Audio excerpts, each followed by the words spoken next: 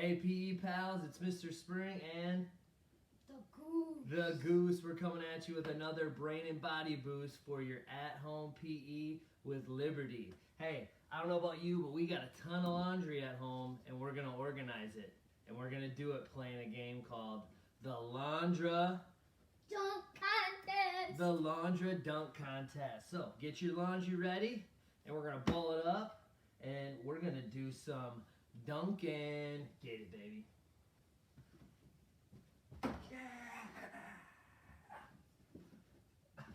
Hey, remember, talk to your parents before you do this.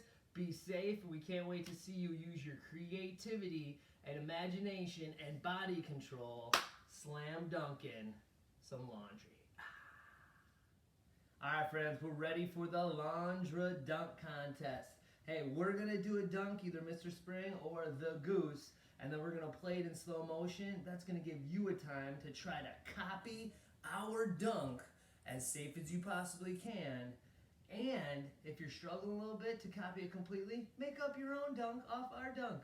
Because we want you to use your creativity and imagination to jump, land, and boom, flush it home. Noah's going to give us our first dunk.